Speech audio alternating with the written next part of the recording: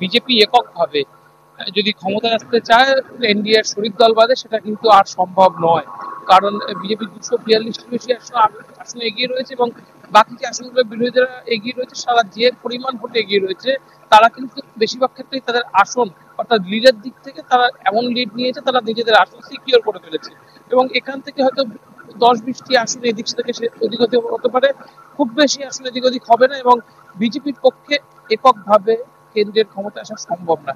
যদিও বিজেপির যে এনডিএর যারা শরিক দল, তারা কিন্তু এবার বিজেপিকে সেই অক্সিজেন যোগাচ্ছে যেখান থেকে বিজেপি কেন্দ্রের ক্ষমতায় চলে আসতে পারে। এবং এখানেই কিন্তু একটা বলা যেতে পারে যে এনডিএ জোটের ব্যর্থতা, ইন্ডিয়া জোট নীতিশ কুমার এবং টিডিপি নেতা চন্দ্রশেখর, তাদের দুজনকে কাউকে ধরে রাখতে পারেনি, এবং এই দুজনই কিন্তু মূলত কিংমেকার হয়ে যাচ্ছে।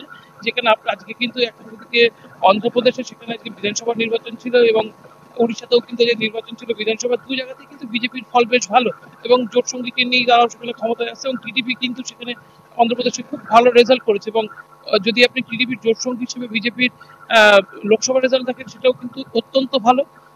একসময় কিন্তু এই টিডিপির চন্দ্রশেখর বিজেপি বিরোধিতায় তিনি কিন্তু থার্ড ফ্রন্টের সঙ্গী হয়েছিলেন, কিন্তু একদম কংগ্রেস বা স্থানীয় দলগুলোর সাথে যে ইন্ডিয়া জোটের যে মতবিরোধ, সেখান থেকে যেরকমভাবে চন্দ্রশেখর বাবু সরেছেন, পাশাপাশি নীতিশ কুমার বিহার থেকে তিনিও সরেছেন, তিনিও কিন্তু জেডিইউ হিসেবে বিহারে প্রায় 16টির কাছাকাছি আসন পেয়েছে। সব মিলে যদি আপনি দেখেন, মূলত দুজনেই কিন্তু কিংমেকার, যারা দুজনে ইন্ডিয়া জোটের একসময় সঙ্গী হয়েছিলেন, পরবর্তীকালে হাত ছেড়েছেন। এবং এই দুজনেই কিন্তু বিজেপিকে আজকে এক প্রকার বলতে পারেন যে কেন্দ্রের ক্ষমতায় নিয়ে যাওয়ার যে কাজ, সেটা তারা করলো। কিন্তু সেখানেই ইন্ডিয়া জোটের ব্যর্থতা এখানেই যে তারা দুজনকে ধরে রাখতে পারে। এবং এই পরিস্থিতি কিন্তু যদি দেখেন, কংগ্রেসকে কিন্তু মূলত যদি কংগ্রেসের একক আসন দেখেন, কংগ্রেসের কিন্তু রাহুল গান্ধী, তিনি কিন্তু নেতৃত্বের সাথে ভালো ব্যাট করেছেন এখনো পর্যন্ত। তারপরেও তিনি কিন্তু 92 থেকে 98-এর মধ্যে আসনের বেশি কংগ্রেসকে নিয়ে যেতে পারছেন না। কংগ্রেস কিন্তু এখনো পর্যন্ত এককভাবে 100-র বেশি আসন পেরেনি। কংগ্রেসও কিন্তু মূলত জোট সঙ্গীদের ঘাড়ে ভর করেই তিনিও কিন্তু কংগ্রেসও কিন্তু প্রায় 220 থেকে 230 খান আসনে এখনো পর্যন্ত এগিয়ে আছে।